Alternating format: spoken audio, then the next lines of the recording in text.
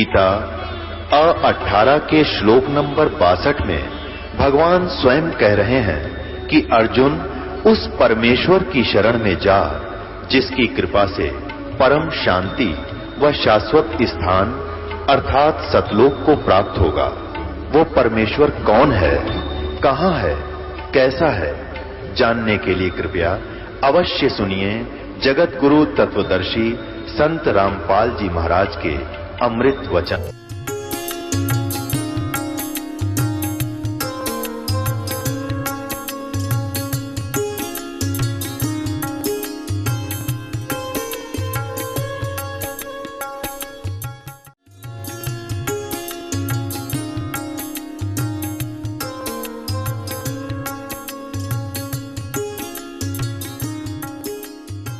सतगुरुदेव की जय। सर्वसंगत से प्रार्थना है, सत्संग प्रारंभ हो रहा है। कृपया सत्संग स्थल पर शांतिपूर्वक विराजमान होकर के श्रद्धा से सत्संग सुने। परमेश्वर की प्यारी आत्माओं से पुनर्निवेदन है, सत्संग प्रारंभ हो रहा है। कृपया सत्संग स्थल पर शांतिपूर्वक विराजमान होकर के श्रद्धा से सत्संग सुने। सत सही सतगुरुदेव की जय। बंदी छोड़ कबीर परमेश्वर जी की जय। स्वामी रामदेवानंद जी गुरु महाराज जी की जय हो।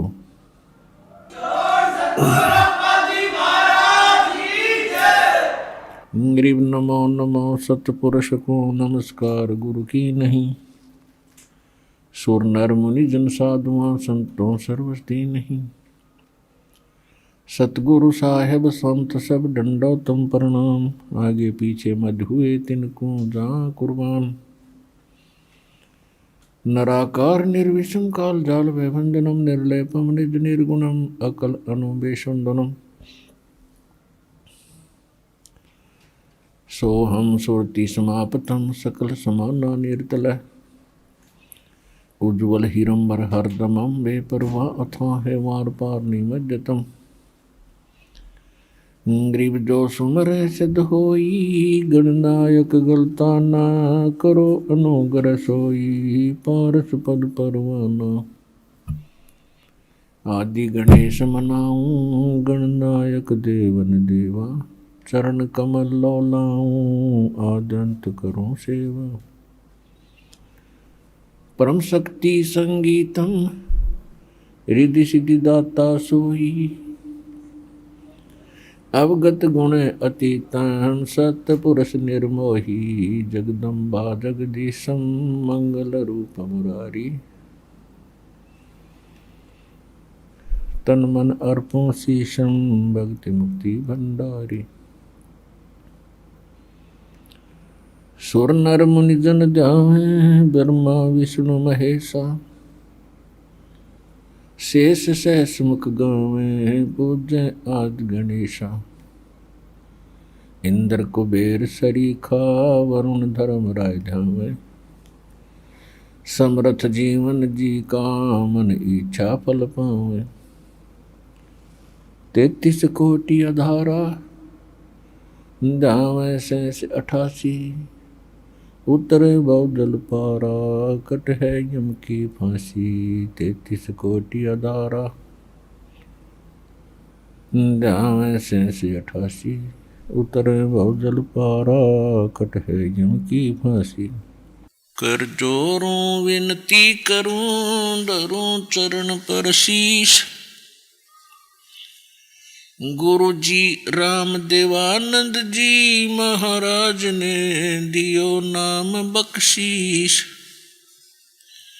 कोटि कोटि सिजदा करूं कोटि कोटि प्रणाम। चरण कमल में राखियो में बांधी जाम गुलाम। कुत्ता हूँ गुरुदेव का रामपाल दास का नाम। गले प्रेम की जेवड़ी जाखें चौहा जाऊं तो करो तो बावड़ू, दूर दूर करो तो जाऊं, जो राखो तो ही रहूं, जो देवो सो पाऊं।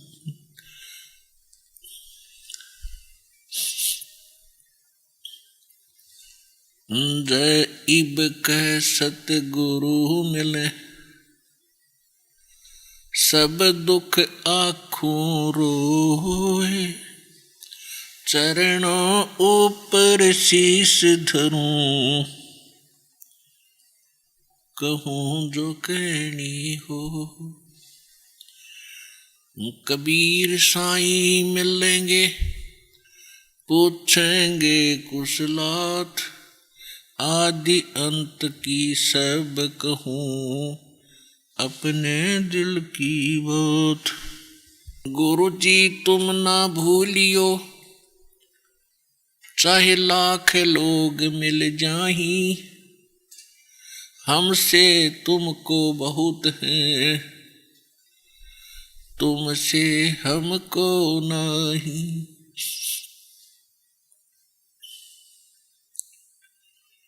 परम पिता परमात्मा पूर्ण ब्रह्म सारी सृष्टि के रचनहार कबीर परमेश्वर जी की असीम रजा से आप सभी पुण्यात्माएं सत्संग सुनने के लिए उपस्थित हुए। सकल पदार्थ है जगमाही, और भाग्य बिना नर पावत नाही। आप बहुत ही पुण्यकर्मी प्राणी हैं, जो परमात्मा के इतने कृपा पात्र हो कि आपको वो अनमोल ज्ञान और अनमोल मंत्र परमात्मा की जो यथार्थ भक्ति साधना है वो आपको सहज में प्राप्त हो गई है। परमात्मा की तरफ, परमात्मा के पाने की उमंग में ना जाने कितने श्रद्धालु बहुत ही असंख्य जन्मों से प्रयत्न कर रहे हैं।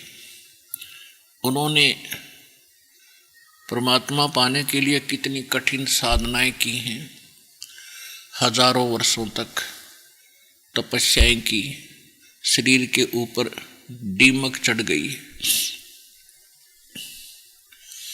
और भी बहुत से प्रयत्न उन्होंने किए। जैसा भी उनको किसी नीम हकीम गुरु ने जो भी साधना मंत्र बताया उसका भी बहुत जाप किया, लेकिन जब तक हमें आम का बीज नहीं मिलेगा और आम की महिमा सुनाने वाले बहुत मिल जाएं, और वो बीज देते हैं बबूल का, किक्कर का, तो किक्कर बीज का और उसकी कितनी सेवा श्रद्धा से करो, आम नहीं लगेंगे।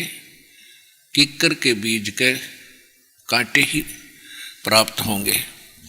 और आम बीज करके फिर उसी तरह लगन से, उसी श्रद्धा से आप उसकी सेवा सेवन करोगे, उसकी सिंचाई करोगे, सुरक्षा रखोगे, तो आम के बीज से उत्पन्न पौधे से पेड़ बनेगा, पेड़ के फिर आम ही लगेंगे। तो आपको वो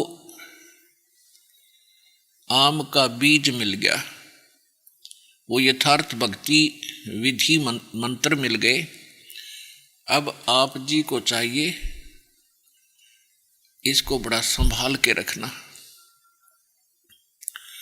जैसे माता गर्भ को रखे यत्न बनाए, ठेस लगे तो छिन्न हो, तेरी ऐसे भक्ति जावे। पुण्यात्माओं, आपको जब इस मंत्र की महिमा का और इसकी कीमत का पता चलेगा, आप इतने सतर्क हो जाओगे जैसे किसी बहन बेटी को बहुत ही समय उपरांत या वैसे भी गर्भ रह जाता है तो फिर उसके प्रति वो कितनी सतर्क होती है। और बड़ी बूढ़ियां भी उसको बताती हैं, बेटा ऐसे ना करना, ऐसी वस्तु ना खाना, ऐसे सावधानी से कदम रखना ताकि तेरा बच्चा खराब ना हो। और वो भी रात्रि के समय भी जब नींद के अंदर होती है, कभी करवट बदलती है और एकदम झटके से वो सावधान होती है कहीं मेरे बालक पर दाब ना गिरगी हो और कहीं खराब ना हो जाए, क्योंकि वो उसकी कीमत से वो परिचित है। इसी प्रकार ये भक्ति रूपी आज बीज आपके आत्मा में डला है जिस दिन आपने नाम ले लिया। अब ये भक्ति रूपी गर्भ आपके अंदर प्रारंभ हो गया है, इसको सफल करके इस लाल को पूरा करो और आपका मोक्ष होगा। धन जननी धन भूमि धन, धन नगरी धन देश, धन करणी धन कुल धन, जहाँ साधु परिवेश। आदरणीय गरीबदास साहिब जी को परमात्मा मिले थे स्वयं, उनको सचखंड सतलोक लेकर गए थे जो अपना मूल स्थान है, जहां सर्व सुख है, कोई दुख नहीं, वहां ना वृद्ध अवस्था है ना मृत्यु है, वहां सदा युवा रहते हैं, कोई काम नहीं। वो सुख आपको वहां प्राप्त होगा जिसकी खोज आप इस 21 ब्रह्मांड की काल की जेल में खोज रहे हो। यहाँ पर प्रत्येक वस्तु का अभाव बना ही रहता है, कोई ना कोई चीज का अभाव यहाँ बना ही रहता है और वहाँ किसी वस्तु का अभाव नहीं है। तो आदरणीय गरीबदास साहिब जी को परमात्मा उस स्थान पर लेकर गए, वहां से वापस छोड़ा, अपने से परिचित कराया, यथार्थ ज्ञान उनको दिया, उनका ज्ञान योग खोल दिया। उसके बाद आदरणीय गरीबदास साहिब जी ने परमात्मा से प्राप्त उस ज्ञान को हमारे लिए कैसे वर्णित किया है।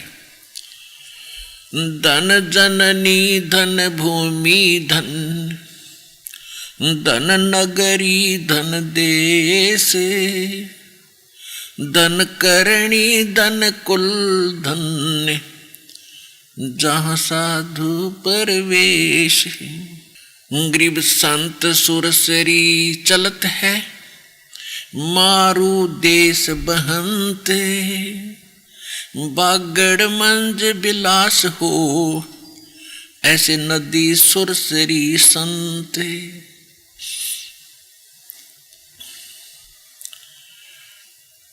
अब क्या बताते हैं कि धन है वो जननी जिसके संत उत्पन्न हुए, भगत उत्पन्न हुए, और धन है वो भूमि जहाँ पर उनका जन्म हुआ, और धन है वो नगरी जिसमें उस संत भगत का जन्म हुआ, और धन है उन अक्षेत्र के लोगों की शुभ करनी शुभ कर्म, और धन्य है वो कुल जहाँ पर संत प्रगट हुए, प्रवेश हुए। एक तो वो स्थान धन्य है जहाँ संत का जन्म हुआ, और वो माँ धन्य है जिससे जन्म हुआ, और फिर वो स्थान धन्य है जहाँ संत पहुँचते हैं, अपना सत्संग प्रचार करते हैं, और धन्य है वो भक्त जो उस संत की शरण ग्रहण करते हैं। तो क्या बताते हैं कि जैसे बागड़ देश में,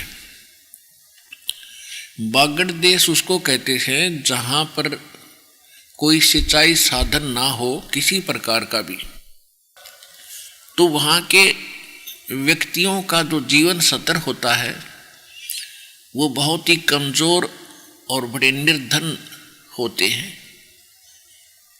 और उस बागड़ क्षेत्र में यदि नहर पहुंच जाती है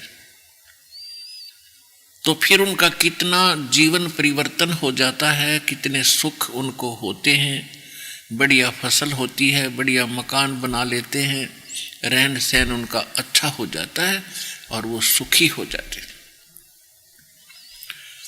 तो इसी प्रकार जब तक हमारे अंतःकरण रूपी इस धरती में, इस बागड़ में, हमारी आत्मा के अंदर, अंतःकरण के अंदर जब तक हमें सत भक्ति नहीं मिलती तो हम कंगाल होते हैं।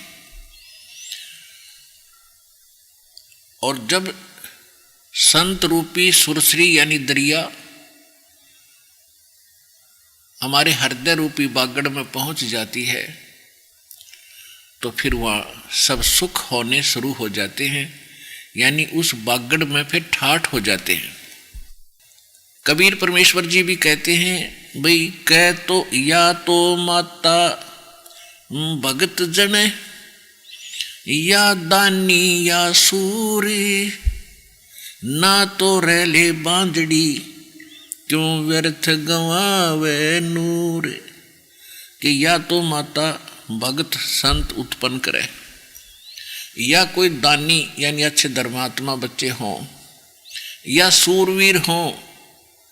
सूरवीर के अंदर एक विशेष गुण होता है, वो किसी को सताता नहीं, और किसी को कोई सता रहा हो तो वो उसको सताने भी नहीं देता।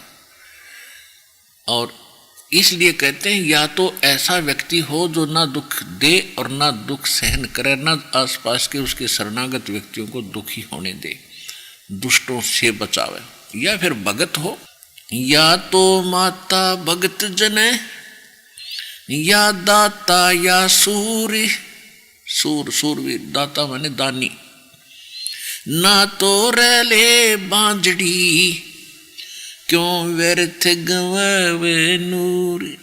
अगर ये तीन क्वालिटी के भक्त पुत्र उत्पन्न नहीं करती है तो इससे अच्छा बांझ भली क्यों अपने शरीर का विनाश करती है कुतरू पाल के।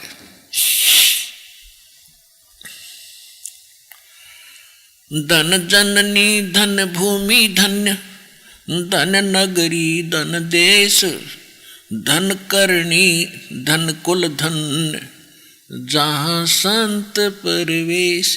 जहाँ संत आते हैं धन्य है वो जननी, जिनसे उन भक्तों का जन्म हुआ, जिनके लिए वो संत वहाँ पहुँच गए उनके घर पे, उनके क्षेत्र में।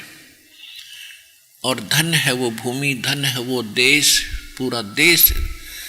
अब देखो इस दास को मालिक ने, दास को माता ने जन्म दिया, परमात्मा ने इस दास को अपने ज्ञान से परिपूर्ण किया और पूरे भारत देश पर कृपा होगी।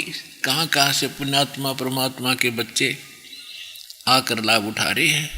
कहते धन जननी धन भूमि धन, धन नगरी धन देश। नगरी धन्य और सारा देश धन्य।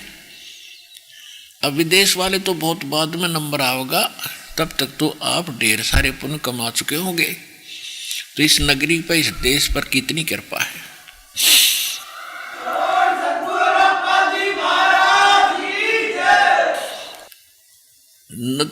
संत सुरसरी चलत है ये मारू देश बहंत, बागड़ मंज बिलास हो ऐसे नदी सुरसरी संत। अब परमात्मा कहते हैं साधु संत एक जन साधारण से नजर आते हैं, लेकिन उनके अंदर एक विशेष परमात्मा की पावर होती है।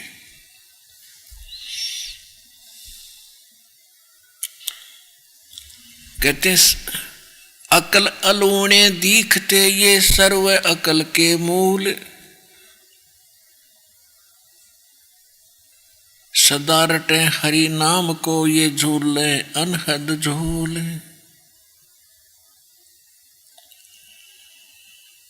अपने आत्माओं जैसे आज संसार के व्यक्ति सिर्फ ये बात जानते हैं कि काम करो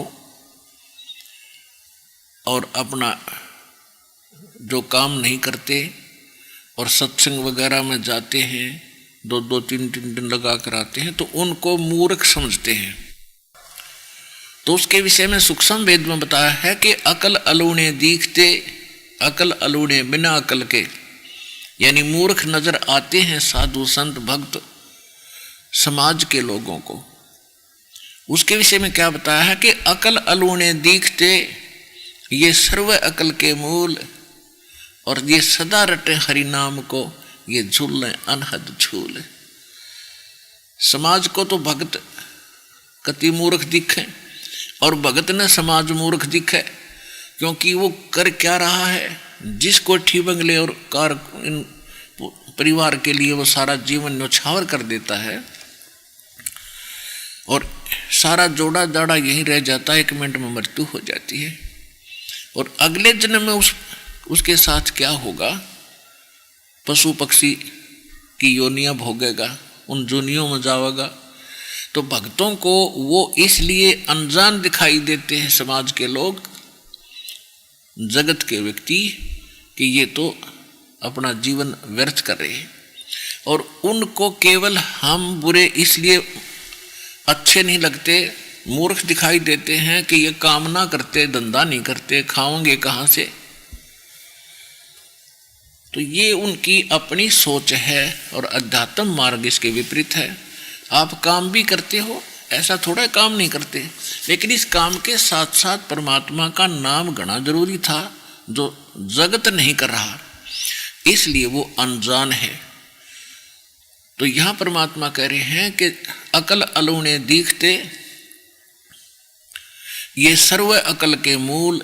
ये तो सब जो अकल अलूने, जिनमें जो दिखाए अकल नहीं है, इनमें मूर्ख हैं। ये कहते ये न तो सर्व अकल प्राप्त है, ये तो बहुत विद्वान और बुद्धिमान व्यक्ति हैं जो परमात्मा की भक्ति कर रहे हैं।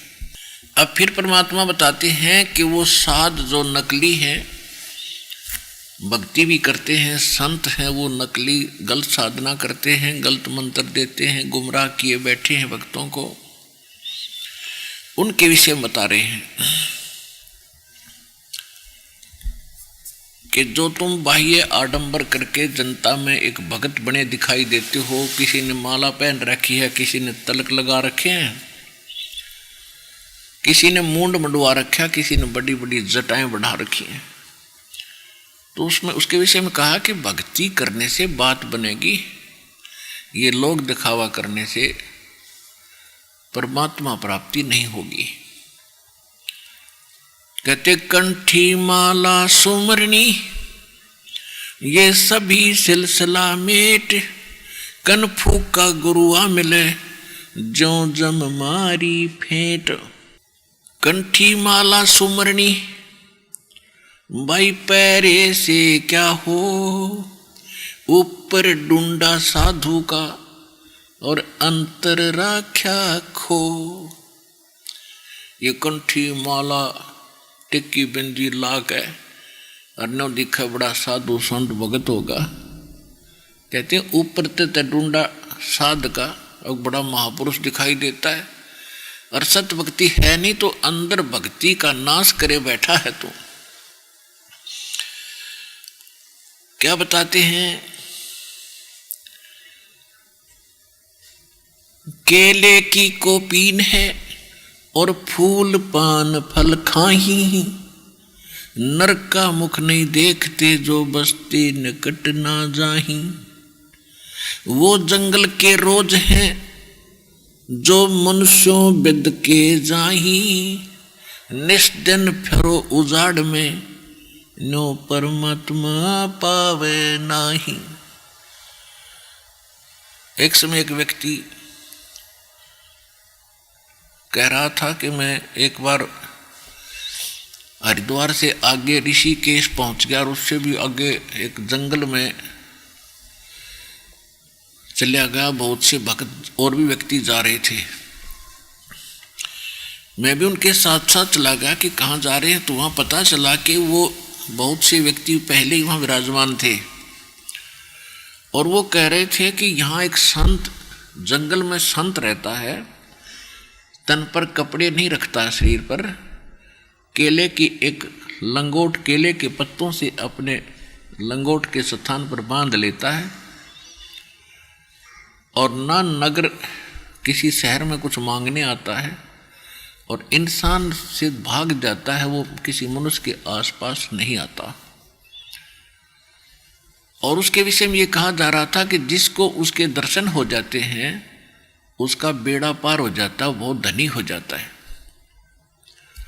तो बहुत से व्यक्ति वहां बैठे थे, आपस में चर्चा कर रहे थे। एक कह रहा था कि एक दिन मैं ऐसे ही यहां बैठा था और वो महात्मा आए और मुझे देखते ही वापस भाग गए जंगल में। मेरा भी ध्यान बाद में पड़ा, जब वो भागते नजर आए, यदि उनके दर्शन हो जाते तो बेड़ा पार हो जाता।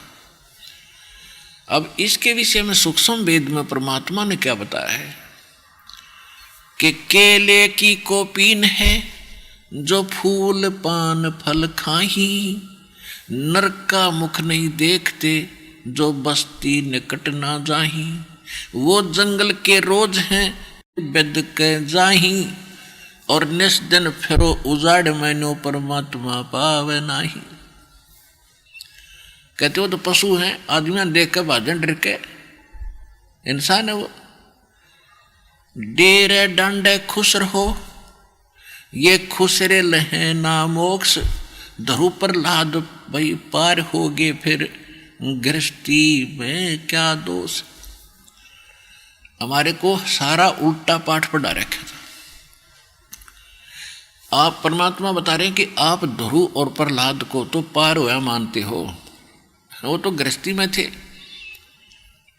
बात ये नहीं है कि गृहस्थी ही व्यक्ति पार होगा या जिसने ब्याह नहीं करवा रखा वो पार नहीं होगा। ये भी नहीं परमात्मा कहना चाहते कि खुसरे पार नहीं होंगे इजड़े। अब क्या बताते हैं कि डेरे डंडे खुश रहो, अपने गृहस्थी में खुश रहो, और खुसरे लहना मोक्ष। यदि आप ये सोचते हो, जैसे कई भक्त कहते हैं कि गुरु तो बाल ब्रह्मचारी होना चाहिए, गुरु तो बाल ब्रह्मचारी और चेला गरबारी तो कैसे पार पड़े? कमाल की बात है। अब जो औषधि गुरु खा रहा है, मान ले उसके पेट में दर्द हो गया, तो गुरु जी जो औषधि खा रहे हैं वो ही चेले भी खाएंगे। अगर वो रोग है तो दोनों ने एक ही औषधि खानी पड़ेगी। तो इसी प्रकार जो साधना गुरु मान ले ब्रह्मचारी भी है तो कोई बड़ी बात नहीं, अच्छी बात है। लेकिन मोक्ष होगा सच्चे भक्ति से, वो चाहे गृहस्थी में रह के कर लो और चाहे ब्रह्मचारी रह के कर लो। और कहते हैं यदि तुम नो सोचो हो कि ब्रह्मचारी ही मोक्ष प्राप्त करेंगे तो खुसरे इजड़े तो जन्म जात ब्रह्मचारी है वह, फिर वो तो तुम तो पहले पार हो जाते, तुम्हारे गुरु से ही पहले पार होंगे। तो दुराचार बुरा बताया है, मन में दोष और किसी बहन बेटी की तरफ बुरी नजर, ये बहुत पाप का काम है। बाकी अपना कहते हैं डेरे डांडे खुश रहो, जैसा भगवान ने व्यवस्था कर रखी वैसे रहो और पार हो जाओगे। तो यहां बता रहे हैं कि कंठी माला सो, फिर कहते हैं डंब करें डूंगर चढ़े अंतर झीनी झूल, जग जाने बंदगी करें ये बोवे सूल बबूल। इब हमने ज्ञान तो था नहीं, हम कोई साधु संत को देख लेते और वो डोंगी थोड़े से ऊंचे स्थान पर बैठा करे, अक्सर न दिख जानो हाँ साधु बैठा है चमटा गढ़े। तो श्रद्धालु तो भगवान की तलाश में होते ही वहां पहुंच जाते हैं, उन्हें चढ़ावा मत्था टेकें, दूधों के लोटे ले जावें। तो परमात्मा इसके विषय में कह रहे हैं कि डंब माने पाखंड करते हैं लोग, दिखावा। डंब करें डूंगर चढ़े, ऊंचे स्थान पर बैठेंगे, और अंतर झीनी झूल, अंदर कुछ है नहीं, उसके पास भक्ति नहीं। और दुनिया ये समझते हैं जग जाने बंदगी करे, दुनिया ने सोचे बड़ा भगत है वो, तब वो वह सूल बबूल, क्योंकि साधना ठीक नहीं, अपने कर्म बिगाड़ रहा है, अपना जीवन नाश कर रहा है। अब परमात्मा बताना चाहते हैं कि जब तक आप सत भक्ति नहीं करोगे तो आपका जीवन व्यर्थ हो जाएगा। बिन उपदेश अचंभ है ये क्यों जीवत है प्राण, भक्ति बिना काठोर है ये नर नाही पाषाण। क्या बताना चाहते हैं परमात्मा?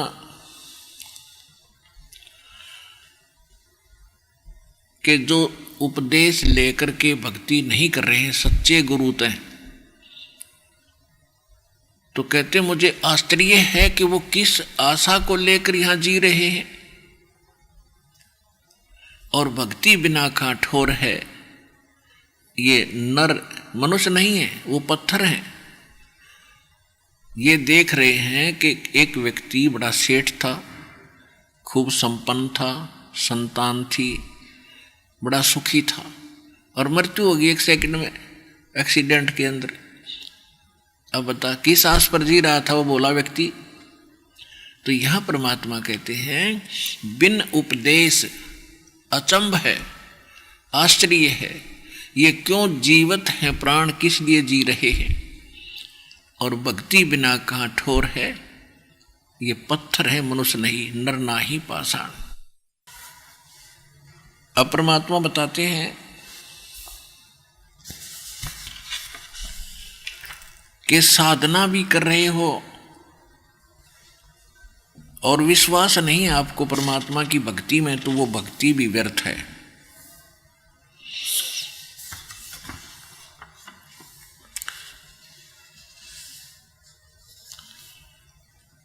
एक समय ये दास जब इस नाम से लगा नहीं था, तो हम भक्ति तो करते ही थे, क्योंकि पिछले संस्कार घने अच्छे थे। भक्ति हम करते थे। कैसी करते थे? जैसे श्री राम को भगवान मान लिया, श्री कृष्ण को भगवान मान लिया, विष्णु जी के हम पूरे पुजारी थे। उसके साथ साथ अपनी घरेलू साधनाएं बाबा श्याम जी की वो अलग से करते थे। राजस्थान के अंदर सालासर जाते थे उस पत्थर पर मत्था घिसाने के लिए, तो लगन बहुत थी। अब पता चला कि वो रास्ता ना होने से, ठीक रास्ता ना मिलने से, हम लोक वेद के आधार से साधना कर रहे थे। तो कबीर परमेश्वर जी कहते हैं, हमें समझाने के लिए बताना चाहते हैं कि पीछे लग गया जाऊं था मैं लोक वेद के साथ, रास्ते में सतगुरु मिले भाई दीपक दे दिया हाथ। लोक वेद का अर्थ होता दंत कथा, सुनी सुनाया ज्ञान, अक्षेत्रीय ज्ञान। जो यथार्थ ना हो उसको लोक वेद कहते हैं। जैसे लोक वेद था कि ब्रह्मा विष्णु महेश सर्वेश्वर हैं, सब इनके कोई माता पिता नहीं है, और विष्णु जी की भक्ति करने से पूर्ण मोक्ष प्राप्त होता है। यही सब कार्य करते हैं, यही संसार की उत्पत्ति करते हैं, यही रुद्र रूप धार कर संहार करते हैं, यही ब्रह्मा रूप धार कर जो है उत्पत्ति करते हैं, विष्णु रूप में ये पालन करते हैं। सबके यही सृजनहार हैं। ये थी बकवाद, ये था लोक वेद, ये झूठा ज्ञान। अब इनकी जीवनी से पता चला ये नासवान है, इनकी जन्म मृत्यु होती है, ये सर्वेश्वर नहीं है। ये तो सर्वेश्वर होंगे कहाँ, इनका बाप भी सर्वेश्वर नहीं है, ज्योति निरंजन इनके माता पिता है। माता इनकी दुर्गा है, पिता इनका युकाल ज्योति निरंजन 21 ब्रह्मांड का स्वामी। तो परमात्मा कहते हैं कि लोक पीछे लग गया जाऊं था मैं लोक वेद के साथ। जैसे ये दास पहले श्री राम श्री कृष्ण का कट्टर पुजारी था, विष्णु जी के अंदर एक विशेष आस्था थी, इसके पैरेलल इसके समांतर हनुमान जी का भी खूब श्रद्धा थी। तो बिना ज्ञान के तो हम ऐसे ही हैं, और भी किसी देव की महिमा सुनते थे उस पर भी आसक्त हो जाते थे। तो फिर सतगुरु मिले तो पता चला, उन्होंने एक तत्व ज्ञान रूपी टॉर्च दे दी, एक लैंप दे दिया, लालटेन दे दी, दीपक। अब हम उसकी रोशनी में भटकेंगे नहीं, सीधे मार्ग चलेंगे। तो पहले ये दास जो साधनाएं करता था लोक वेद के आधार से,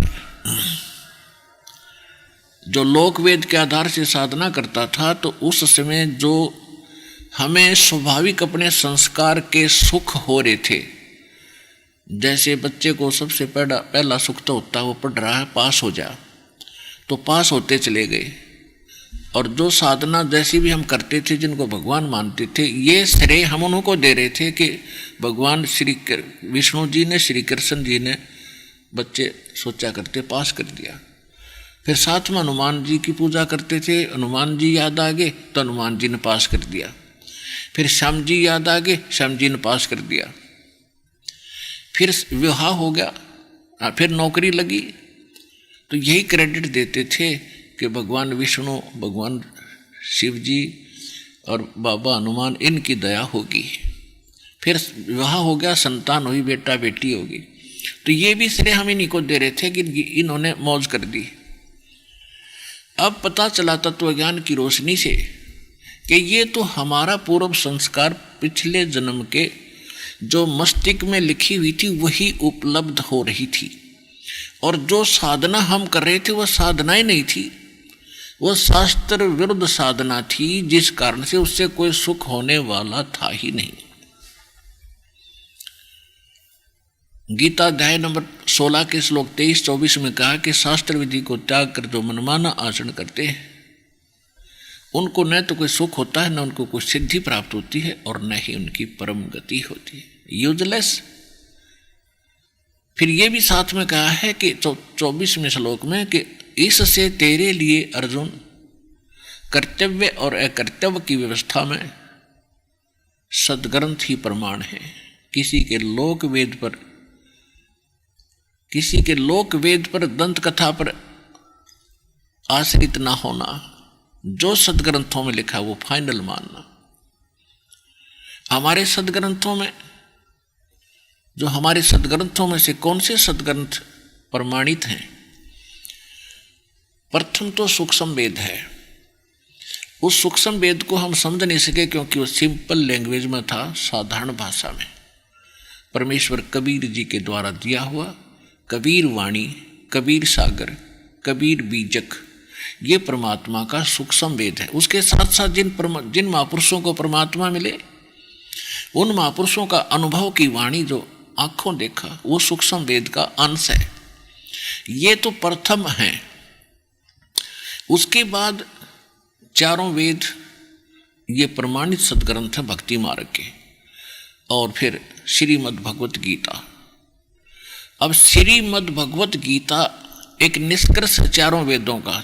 वेदों को समझना बड़ा कठिन है, और श्रीमद् भगवत गीता एक सार रूप में दे रखी है, इन सभी सदग्रंथों का निष्कर्ष है। और कोड वर्ड ज़्यादा है, क्योंकि किसी बहुत बड़े विवरण को और थोड़े में किया जाएगा तो उसमें सांकेतिक शब्द बहुत लिखने पड़ते हैं।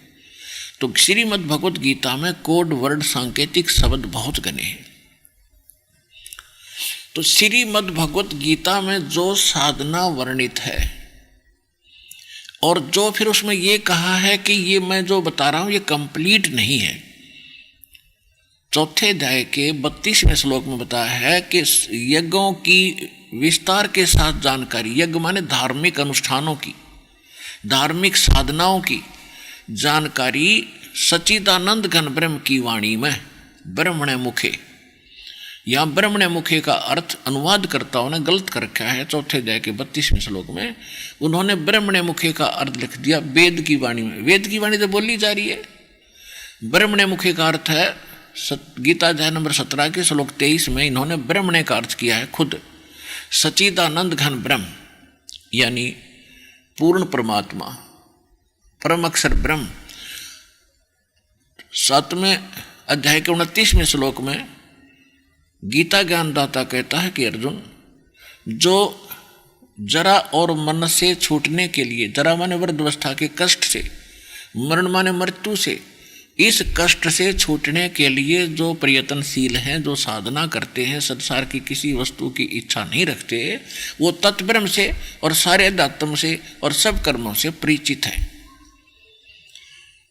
तो 8वें अध्याय के प्रथम मंत्र में अर्जुन ने पूछा तो किम तत्ब्रह्म, वो तत्ब्रह्म क्या है? 8वें अध्याय के गीता के 3रे श्लोक में कहा कि वो परम अक्षर ब्रह्म है। तो वो परम अक्षर ब्रह्म जो है गीता ज्ञानदाता से अन्य है, वो श्रेष्ठ परमात्मा है।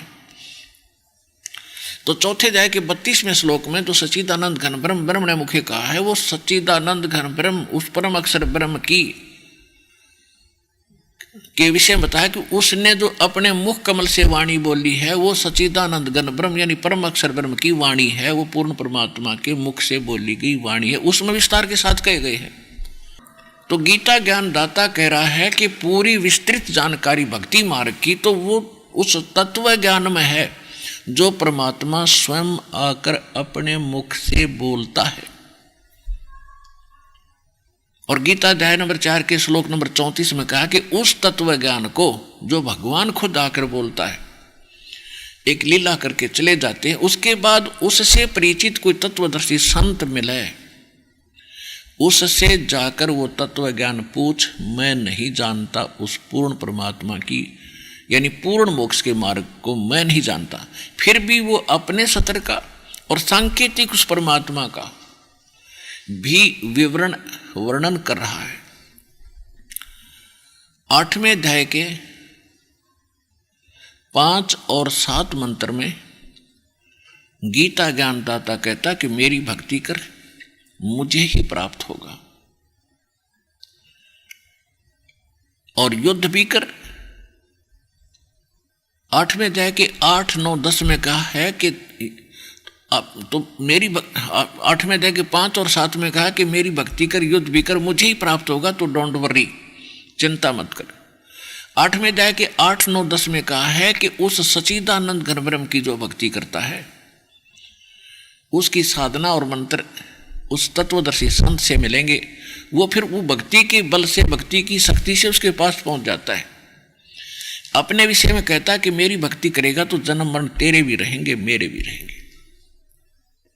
गीता अध्याय नंबर 2 के श्लोक नंबर 10 में, गीता अध्याय नंबर 2 के श्लोक नंबर 12 में, और गीता अध्याय नंबर 4 के श्लोक नंबर 5 और 9 में, गीता अध्याय नंबर 10 के श्लोक नंबर 2 में यह स्पष्ट करता है कि अर्जुन, तेरे और मेरे बहुत जन्म हो चुके, तू नहीं जानता, मैं जानता हूं, और मेरी उत्पत्ति हुई है, मेरा जन्म हुआ है, मेरे जन्म को कोई नहीं जानते, क्योंकि यहाँ के जितने भी प्राणी मेरे अंतर्गत हैं वो मुझ से ही जन्मे हैं।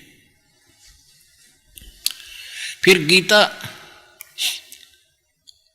ये कहता है कि मेरी भक्ति करेगा, जन्म मरण तेरा भी रहेगा और मेरा भी रहेगा।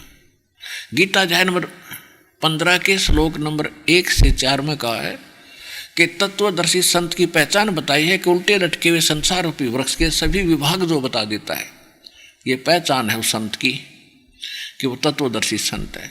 और 600 वर्ष पहले परमात्मा ने अपने सूक्ष्म वेद में तत्व ज्ञान में कहा था, अक्षर पुरुष एक पेड़ है, सरपुरुष वाकी डार, ज्योति निरंजन, और तीनों देवा शाखा हैं, ये पात रूप संसार।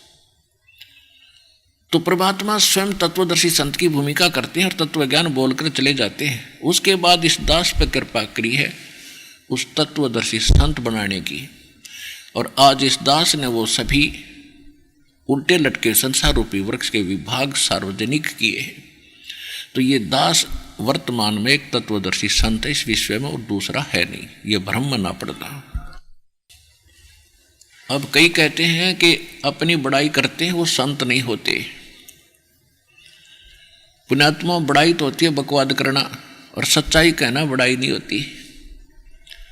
जैसे 1000 के नोट पर लिखा हुआ है कि मैं 1000 रुपये, मुझे जो प्राप्त करेगा उसको 1000 रुपये दूंगा, क्या वो बड़ाई कर रहा है? वह सच्चाई लिखी है, ये 1000 रुपये आपको देगा ही देगा। इसी तरह समझ लेना। तो कहने का भाव ये है कि उसमें कहा है कि तत्वदर्शी संत वो होगा जो सभी विभागों को बता देगा इस उल्टे लटके हुए संसार रूपी वृक्ष के। फिर कहा है कि उस तत्वदर्शी संत के मिल जाने के पश्चात उस तत्व ज्ञान रूपी शस्त्र के द्वारा इस अज्ञान न काट के, अज्ञान को काटकर उसके पश्चात यानी इस तत्व ज्ञान को ढंग से समझकर अज्ञान हट जाएगा तेरा। उसके पश्चात परमेश्वर के उस परम पद की खोज करनी चाहिए जहाँ जाने के बाद फिर लौटकर कभी संसार में नहीं आते। और जिस परमेश्वर ने सब ब्रह्मांडों की रचना की है, संसार रूपी वृक्ष जिससे विस्तार को प्राप्त हुआ है, केवल उसी की भक्ति कर अपनी भक्ति को भी मना कर रहा है। अब प्रसंग ये चल रहा है कि भक्ति भी करते हैं और भक्ति गलत भी करते हैं, शास्त्र विदिता कर मनमाना आचरण भी करते हैं, तो वो भी व्यर्थ है। तो हम उनके लिए सदग्रंथ ही प्रमाणिक हैं। तो प्रमाणित सदग्रंथों में दास आपको बता रहा है कि हमारी श्रीमद् भगवत गीता हमें कौन सा संदेश दे रही है। इसमें ना श्री राम, ना श्री कृष्ण और ना विष्णु किसी की महिमा का जिक्र नहीं है, ना उनकी भक्ति का गीता संकेत है। गीता ज्ञानदाता श्री कृष्ण नहीं है, श्री कृष्ण की बॉडी में इनका पिता युग काल ज्योति निरंजन बोल रहा है, और वो अपनी महिमा और उस परम अक्षर ब्रह्म की महिमा दोनों पैरेलल बता रहा है। अपनी अक्षमता भी बता रहा है, अपनी सतिथि भी बता रहा है कि मेरी जन्म मृत्यु रहेगी, मेरे उपासक की भी रहेगी, और यदि तुझे पूर्ण मोक्ष चाहिए तो उस परम अक्षर ब्रह्म की शरण में जा। गीता अध्याय नंबर 18 के श्लोक नंबर 62 में कहा कि अर्जुन, तू सर्वभाव से उस परमेश्वर की शरण में जा, जिसके विषय में 8वें अध्याय के 30वें श्लोक में कहा है कि वो परम अक्षर ब्रह्म है जो गीता ज्ञानदाता से अन्य है। उसकी कृपा से ही, उस परमेश्वर की कृपा से ही तू परम शांति को और सनातन परम धाम को प्राप्त होगा। अब अपने विषय में कह रहा है कि 8वें अध्याय के 5 और 7 में कि तू मेरी भक्ति कर और युद्ध भी कर और मुझे प्राप्त होगा। तो जहां युद्ध करना है वहां शांति हो सकती है। तो ये कह रहा है कि मेरी शरण में रहेगा तो भाई ये युद्ध तो तुझे करना ही पड़ेगा, और यहां तो लट्ठम लट्ठा रहना ही पड़ेगा, और जन्म मृत्यु भी तेरी होगी, परम शांति नहीं हो सकती। और परम शांति चाहता है तो उस तत्वदर्शी संत की खोज कर ले, वो बता ही दिया। चौथे अध्याय के 34वें श्लोक में कहा कि उस तत्व ज्ञान को समझने के लिए तत्वदर्शी संतों के पास जा, मैं नहीं जानता उसकी जानकारी। तो अब परमात्मा ने आपको वो तत्वदर्शी संत सहज में मिला दिया है। आप कितने पुण्यकर्मी प्राणी हो, आपको अपनी किस्मत का अंदाजा नहीं है। ये दास पारखू है, लाल की कीमत जोरी जान सकता है, लाल स्वयं नहीं बताता, उसके पास लिखा, उसके ऊपर लिखा नहीं होता। तो ये दास वो जौहरी है, आपकी किस्मत से खूब परिचित। आप कितने पुण्यकर्मी प्राणी हैं, भले ही आप दुख चाहे कोई जिज्ञासु बनकर आया है, धन्य है आपके माता पिता जिनसे जन्म।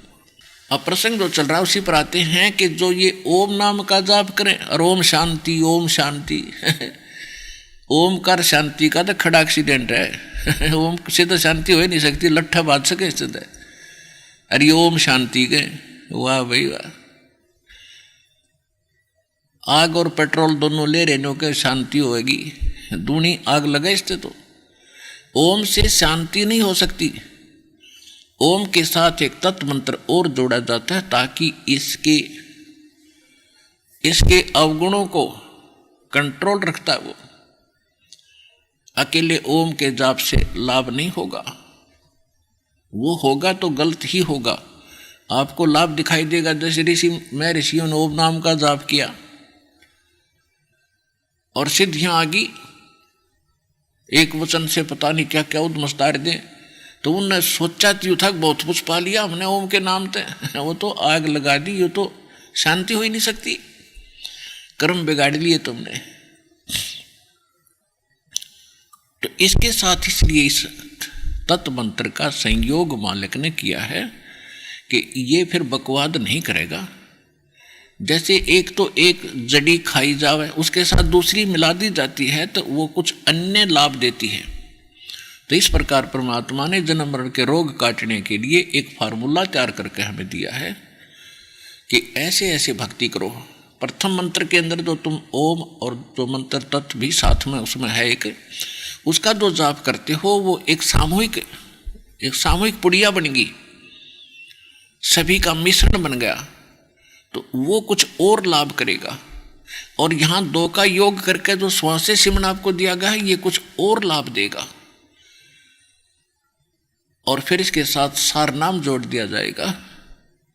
सार नाम फिर अलग से आपको मिलेगा, फिर इनका एक विशेष और गुण मिलेगा।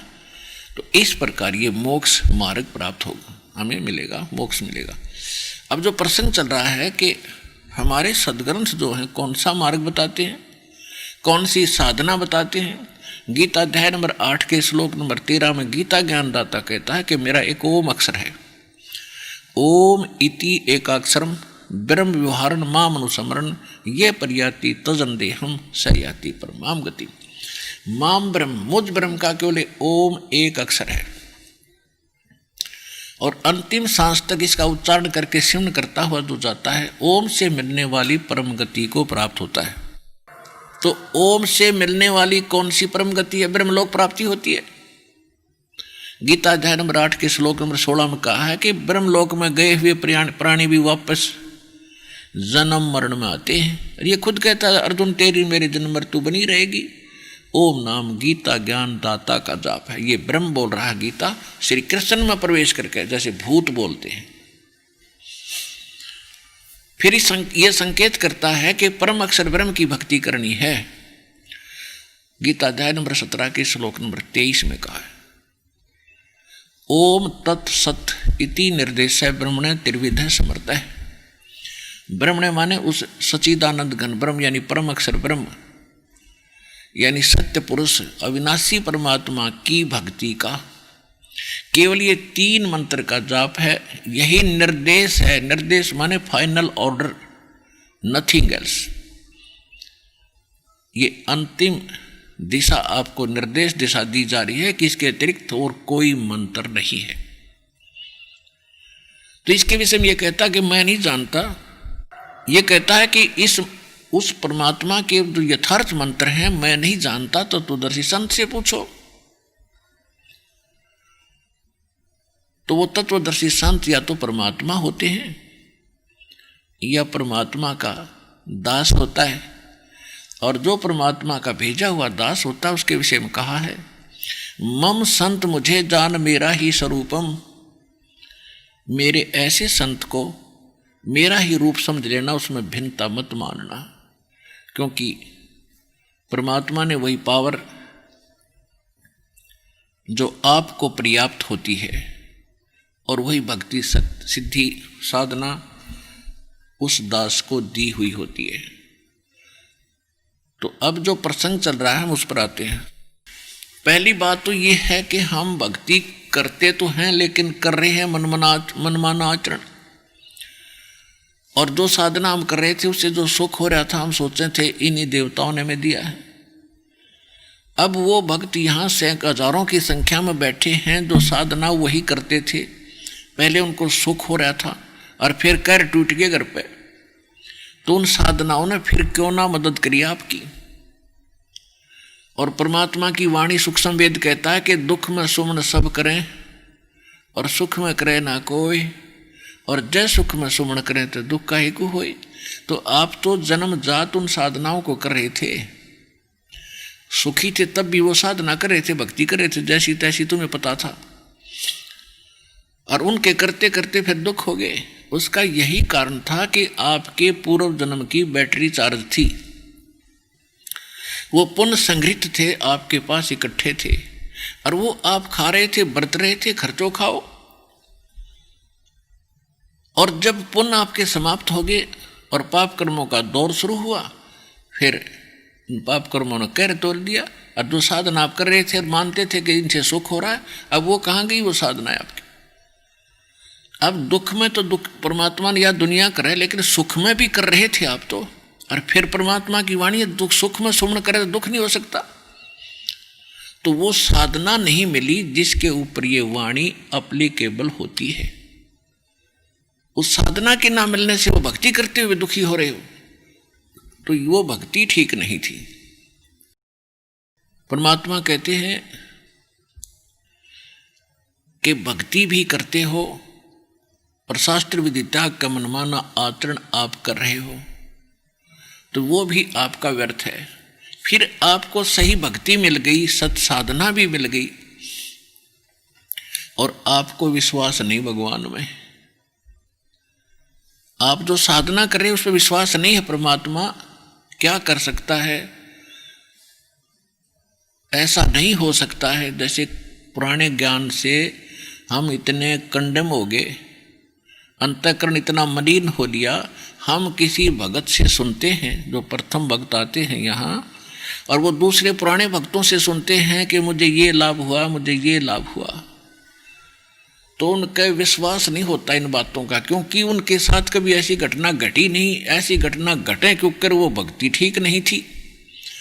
अब कोई ये कहता है कि मैंने कनेक्शन लिया बिजली का और मेरा पंखा अपने आप चल रहा है, और दूसरा पंखा वो भी टांग रहा है और उसको कनेक्शन मिला नहीं, तार सारे फिट कर रखे हैं, कनेक्शन भी किकर का लटका बांध रहा, कोई उसने दे रखा हो कनेक्शन, उसको पावर हाउस से संबंधित ना हो व्यक्ति, तो उसका पंखा नहीं चल रहा, वो कभी हवा में आप घूम लिया, वो दूसरी बात है कि कभी कभी चलता तो है पर इतना नहीं चलता जैसे आप कहते हो। और वो कह रहा है कि मेरा डटा नहीं डटता, ऑफ करूं जब बंद हो है, तो उसका विश्वास नहीं हो रहा किसको, जिसका कनेक्शन पावर से नहीं है। और वो झूठ नहीं बोल रहा क्योंकि वो उसका प्रयोग कर रहा है, उसका आनंद ले रहा है। तो ठीक इसी प्रकार जो आपको परमात्मा कबीर जी की पावर से दास से नाम मिल गया, उनके घर में वो सुख ऑटोमेटिकली होंगे ही होंगे।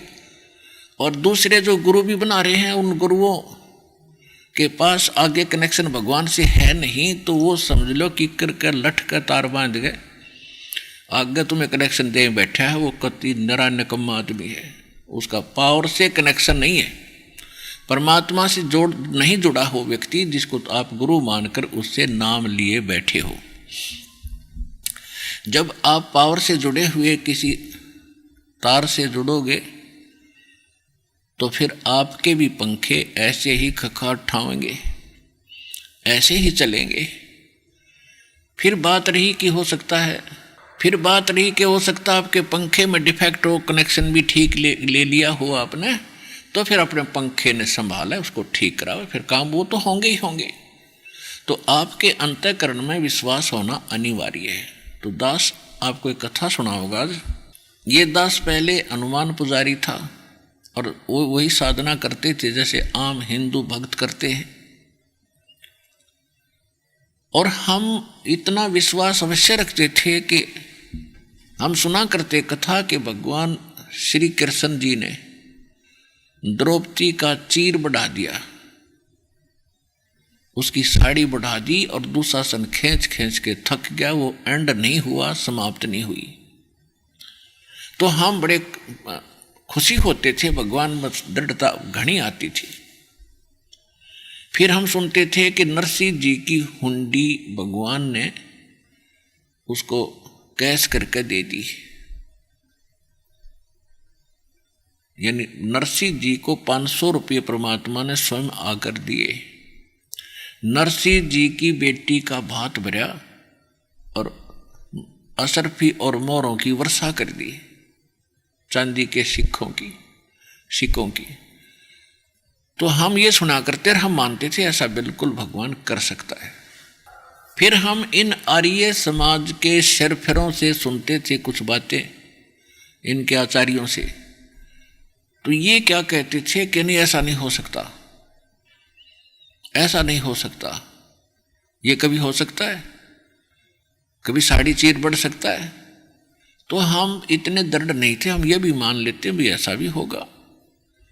ये तो वैसे लोक वेद वैसे बकवाद गढ़ रखी है, ऐसा नहीं होता, क्योंकि हम दृढ़ नहीं थे। हमें स्वयं कोई ऐसा परमात्मा ने चमत्कार हमारे लिए कराया नहीं था जिससे हम दृढ़ता से कह सकें कि ऐसा हो सकता है। तो एक समय की बात है कि दास के मकान पर जब ये दास सर्विस करता था और नाम लिया नहीं था, अपनी वही परंपरागत साधनाएं हम करते थे। तो हमारे कमरे पे किराए पे एक आर्य समाजी प्राइमरी टीचर, प्राइमरी क्लास का यानी 5वीं तक का वो हेडमास्टर था। दास से ऊपर आयु हो चुकी थी उसकी, और दास उस समय 35-36 साल की उम्र का होगा, 30-35-34 का। तो एक तो बुजुर्ग होने के नाते, एक टीचर और शिक्षक होने के नाते हमें उसकी बहुत आदर करता था। और वो आदमी ठीक था, नेक विचार थे, बढ़िया बोलन चालन में। तो उससे कभी ये चर्चा होती थी तो मैं पूछा करता था, जी क्या आप ये मानते हो कि भगवान श्री कृष्ण ने द्रौपदी की साड़ी बढ़ा दी थी? ने बोला नहीं, ये ऐसा कुछ नहीं है, ये तो वैसे लोगों ने बकवाद बना रखी है एक महिमा फोकट बनाने के लिए, ऐसा कुछ नहीं होता। तो हम मान जाते थे, क्योंकि वो पहले भी हमने किसी से सुना ही था। फिर एक नेक व्यक्ति, शिक्षक आदमी कह रहा है तो सुलझा हुआ लगता, तो वो भी मान ली, हाँ चलो ऐसा भी होगा, नहीं होगा। लेकिन भगवान की आस्था फिर भी हृदय में बरकरार थी। फिर क्या दया करी दाता ने, कुछ ही दिनों के बाद दास को ये मार्ग मिल गया। ये मार्ग मिला तो दृढ़ता से भक्ति करी। भूख प्यासी थी आत्मा, युगों युगों से प्यासी है इसकी। खूब भक्ति करी, खूब बाणी पढ़ी, सुबह शाम दोपहर की डट आरती मंत्र सारे कुछ किए। तो एक बार दास ने सोचा कि अपने कमरे के ऊपर अलग से एक पूजा स्थल बनाऊं। एक गैलरी थी, गैलरी के ऊपर एक कमरा बना दिया 5.5 बाई 15 फुट का। उसके सामने खिड़की, पीछे खिड़की और सामने इधर छत की साइड में गेट और एक बड़ी खिड़की, झांकी लगा रखी। तो फिर दास ने एक वो सोचा कि इस पे आमने सामने जैसे मच्छरों से बचने के लिए लोहे की जाली होती है, मच्छरदानी जैसे, मैंने सोचा इन पे ये लगा देता हूँ, आगे पीछे दोनों पे। एक पर लगा रखी थी, लगाई आई थी, वो पुराना लाया था मैं, बड़ा जंगला किसी का उतरा हुआ था, जैसे पुराने जो मकान फोड़ रखा था, वो बढ़िया लकड़ी बताया करते, वो बढ़िया लकड़ी थी, वो लिया था। आमने सामने वाली के उसके जाली लगी हुई थी, उनका ठीक होना। तो वो जाली लाया मैं, या तो मेरे लिखण में कितना गड़बड़ रहेगी, मैंने उसमें थी 2 फुट 8 इंच चौड़ी थी वह, तो 2 फुट और डैश लगा का 8 इंच, वो अपने इसमें टेक्निकल भाषा में लिख रखी थी मैंने। 2 जाली इस साइज की मैंने उस लोहे वाले को दे दी कि ये पर्ची है भाई, ये 2 जाली काट के ऐसी सेट कर दे, बांध दे, मैं और सामान लेकर आता हूँ। वापस आया, उसके पैसे दिए, जाली उठा लिया।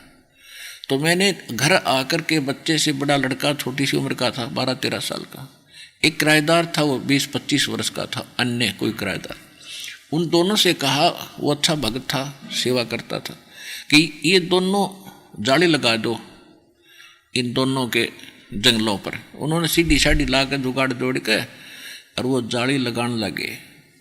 वो जाली लगाने लगे तो उन्होंने कहा जी ये तो छोटी है।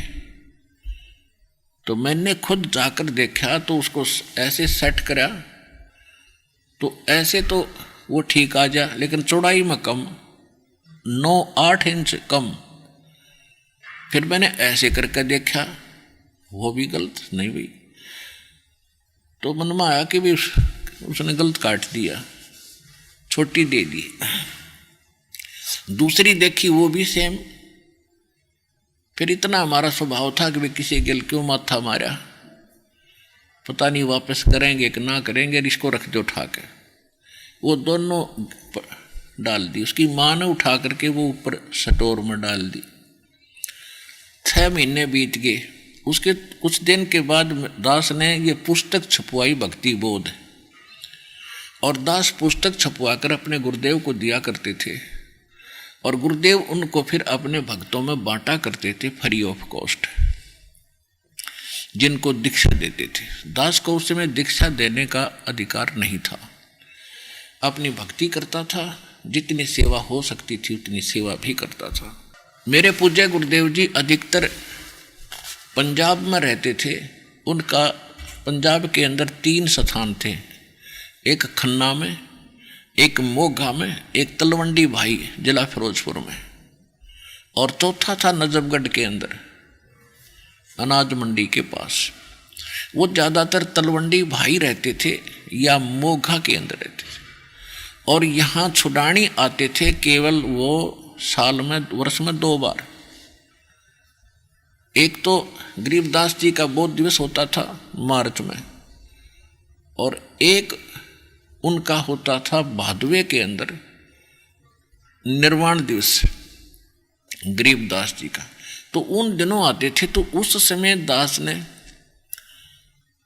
वो पुस्तक बनवा कर रख ली गुटके भक्ति बोध के, और उस पूजा स्थल पर एक तख्त रख के उसके ऊपर रख दी कि गुरुजी आएंगे उन्हें दे दूंगा। तो तब वो फागुन में आने थे, फाल्गुन में, तो तब तक एक रेनी सीजन, वर्षा का मौसम भी जा चुका था। तो मैंने क्या देखा कि जिस खिड़की में जाली नहीं लगी थी उसके अंदर से चूहे घुस गए और उनको काटना शुरू कर दिया पुस्तकों को। मैंने इन बच्चों से कहा कि भाई जो वो जाली थी दोनों, वो छोटी तो थी, उन दोनों को ओवरलैप करके एक खिड़की को कवर कर दो, दूसरी तो गली में है, उधर से चूहे आते नहीं, और ये अंदर की साइड में मकान से इसके अंदर घुस रहे हैं, तो इन दोनों को एक दूसरे के ऊपर करके इसने कवर कर दो। ऐसा दास कहकर अपनी ड्यूटी पर चला गया। तो ये बालक था, बड़ा लड़का छोटा ही, उसकी माँ कहती रही तेरा पापा कह गया है तो इसने लगा दो। दोनों भाई लगा के सीढ़ी साढ़ी। वही किराएदार जिसके सामने वो छोटी सिद्ध हुई थी, तो वो किसी फैक्ट्री में नौकरी करता था। वो शाम ने 5 बजे के बाद आया और मैं आया 6 बजे। तो मुझे तो लगन थी आते ही कि उन्हें लगा दी होगी तो ठीक है ना, मैं साथ लग कर लगवाऊंगा, वो तो घना खराब कर देंगे चूहे। मैंने आकर देखा खिड़की लगा रखी जाली, और एक जाली वहीं पड़ी नीचे जहाँ वो लगा रहे थे, वहीं पर नीचे, और वो खेलने चले गए। मैंने इनकी माँ से पूछा कि ये जाली बदलवा लाए क्या ये बच्चे? तो वो कह रही थी कहाँ बदलवाओ थे, आपके जाते कहने लगी थी। मैं इसने भाई इसने लगा दे, यूँ खेलता रहा, तेरे आपके आने का टाइम हुआ जब ये न लाई है, दोनों ने डरता ने। अब मैंने उतार कर दिया स्टोर से चौकी। तो मैं हैरान हूँ, मैंने सोचा भाई ये कैसे हो गए? तो बिल्कुल छोटी थी, 8-8 इंच छोटी थी, और एक जाली पूरी लगकर पूरी कवर करके 8 इंच और ऐसे मुड़ी हुई थी साइड में, ऊपर से न्यू की न्यू, साइडों से ऐसे 8 इंच वो बढ़कर 8-7 इंच और ऐसे मुड़ी हुई थी न्यू। मेरे यह बात गले उतरे नहीं, क्योंकि हमारे साथ कोई ऐसा चमत्कार मालिक का होया नहीं था। बेशक थे हम भगत बने हुए थे। मैंने उसकी माँ से पूछा तो सच बता, ये जाली वही है या ये बदलवा के लाए? कहने लगे यू बदलवान का है। यू कहाँ बदलवा था? गेर बेसे कहा कि दोनों ने, ये तो वही मैंने उतार कर डाली है। यू बालक है, इसने कहाँ बदलवान किया सी पता है? मैंने कहा बच्चा कहाँ है? यू खेल रहा था बाहर, उसको बुलाया। मैंने कहा बेटा मेरे सिर पर हाथ रख और कबीर भगवान की कसम खा कि जाली वही है। अकपिता पापा जाली वही है, भगवान की कसम।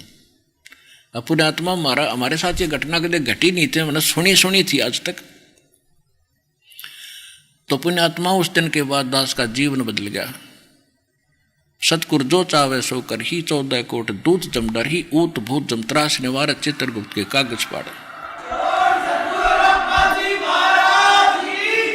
तो फिर उस किराएदार से पूछा मैंने कि भी सच्ची बताओ कि जी अभी आंटी ने उतार कर दी थी स्टोर से, हम दोनों लगाई है। मैंने उनसे कहा कि भाई ये छोटी नहीं थी जब तुम लगा रहे थे?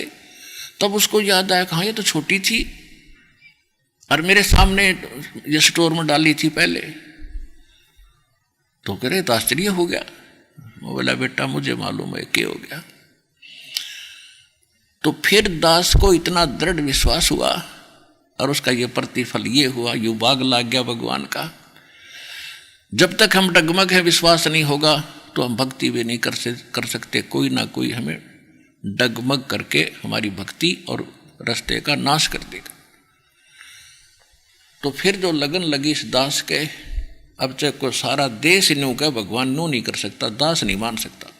भगवान ना नहीं, फिर वो कुछ कर ही नहीं सकता, तो वो तो नकली आदमी है। तो कुछ दिनों के बाद क्या हुआ कि फिर मैंने सोचा कि ये कितना अच्छा आदमी है, आर्य समाज का जो व्यक्ति है, दयानंद के विचारों से प्रभावित है और ये नहीं मानता कि भगवान कुछ ऐसा कर सकता है, तो ये बहुत अच्छा आदमी है, मेरी बात ने जरूर मानेगा।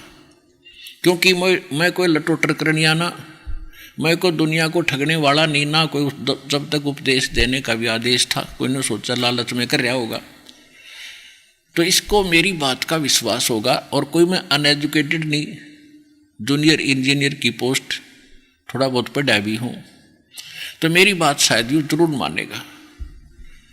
तो मैंने उसको बुलाया अपने बैठक में, ड्राइंग रूम में, और उनसे फिर चर्चा शुरू की। बच्चे वहीं बुला लिए, इनकी माँ बुला ली, और मैंने कहा जी मास्टर जी, क्या आप मानते हो कि भगवान श्री कृष्ण ने साड़ी बढ़ा दी थी? कैसी बात करते हो आप? नहीं नहीं, ऐसा कुछ नहीं हो सकता।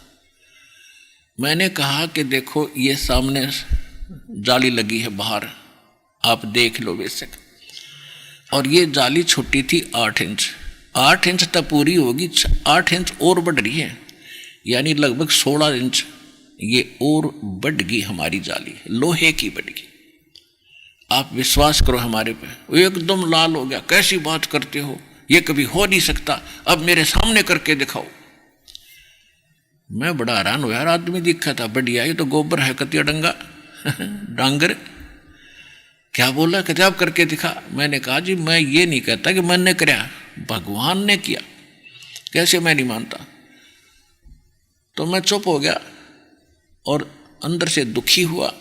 तो दुखी आदमी का चेहरा भी बदल जाता है। तो उसने सोचा मकान मालिक है भाई, दुखी हो गया तो उसने बात घुमाई, कहने लगा कि आप इंजीनियर हैं, आप भी इन बातों पर विश्वास करते हो? मैं नहीं बोला उससे कुछ भी। कहने लगा देखो मैं बताता हूँ महर्षि कैसे होते हैं। महर्षि दयानंद इतने पहुंचे हुए महापुरुष थे कि एक समय वो कमरे में बैठकर योग अभ्यास कर रहे थे, आसन पद्म लगा के, और वो जमीन से उठते थे और छत के सिर लगा के वापस आकर जमीन पर बैठ जाते थे। और उसको देखने वाला एक नौकर था, दूध के लिए खाने के लिए बताने गया था, झांकी से देखा, औरों को बुलाया, यानी वो प्रमाणित करना चाहता था कि मैं झूठ बोलता हूँ, यानी इस प्रकार घना न देखा हो। वो जमीन पर से उठता था, छत के सिर लगा के वापस आ जाते थे। ये होते महर्षि। मैं बोला झूठ, कति झूठ, तू करके दिखा। मेरा दाव लग गया फिर।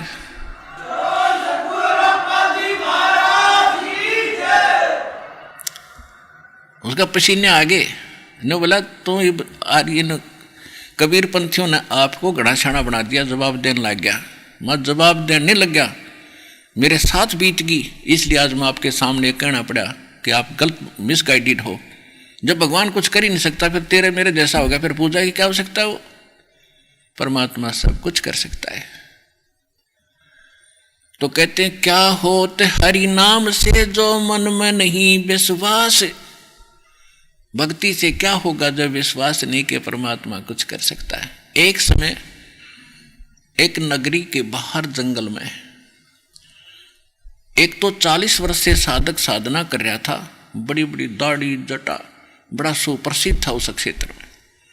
और एक अभी युवा बालक था 30-35 साल का, 4 वर्ष 5 वर्ष से वो साधना कर रहा था दूसरी साइड में जंगल में झोंपड़ी बना के।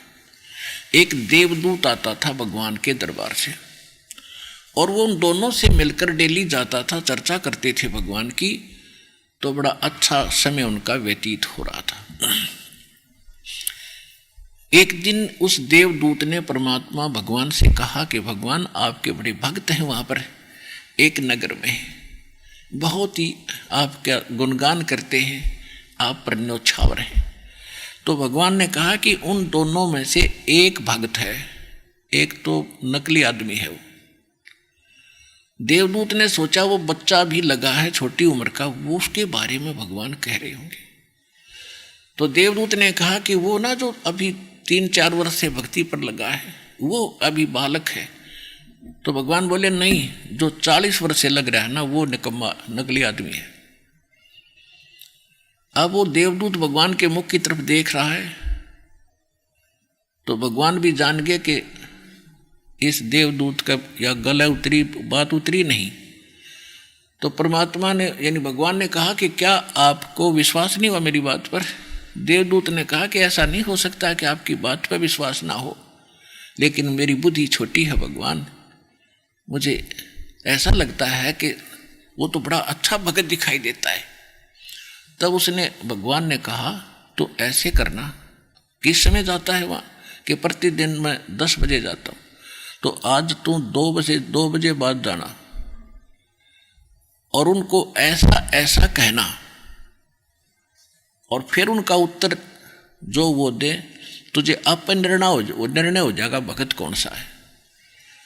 तो वो 2 बजे पहुंचा, उन्होंने बहुत इंतजार की कि आज क्या बात है, वो देवदूत नहीं आया। तो पहले गया वो, उसका इतना था वो तो भगत पक्का है, 40 साल से भक्ति कर रहा है। उसके पास गया तो उसने कारण पूछा, देवदूत आज लेट क्यों आए, क्या कारण था, स्वस्थ तो हो। देवदूत ने कहा कि क्या बताऊं भगत, आज तो भगवान ने अनहोनी कर दी, ऐसा कमाल कर दिया, और वो 1 बजे करना था, इसलिए मैं आपके पास नहीं आ सका, और वो देख कर आया मैं उसको तुक्को। तो उसी दिन पूछा भगत ने कि क्या किया भगवान ने? कि परमात्मा ने सुई की नाके में कह हाथी निकाल दिया। तो वो कहता 40 वर्ष वाला कि ऐसी झूठ बोल देवदूत, किसी का जच जा, ये कभी हो सकता है क्यों सट्टे मारे। अब वो देवदूत भगवान की बात याद आती है, अरे सचमुच ये तो पशु है, जब इसका इतना विश्वास नहीं, भगवान क्या नहीं कर दे, फिर क्यों डलेट हो रहा है ये। उठ कर चल पड़ा, फिर चला दूसरे के पास जो कुछ ही समय से भगवान की भक्ति पर लगा था। अब उसके पास जाकर उसने सोचा यूँ तो पता नहीं क्या सुना होगा, जो इतने पुराने भक्त ने ये वचन उत्तर दिया इसका। उसने कारण पूछा भक्त ने कि देवदूत इतना देर से आने का क्या कारण था, आपके इंतजार कर रहा था, आप आते हो तो चर्चा होती है भगवान की, आनंद होता है। तो उसने कहा कि क्या बताऊं भक्त, बताऊं कि 1 बजे भगवान ने ऐसी अनहोनी कर दी, बस पूछो मत, कि पर बस कमाल कर दिया।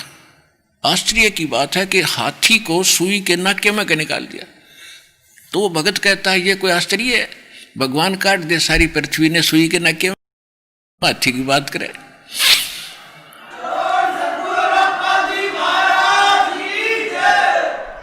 वो देवदूत ने उस बच्चे को सीने से लगा दिया, धन है तेरे माता पिता जिनसे जन्म हुआ। जब भगवान पे विश्वास नहीं है तो फिर डले क्यों ढो रहे हो, क्यों भक्ति कर रहे हो? भगवान जो चाहे सो कर सकता है।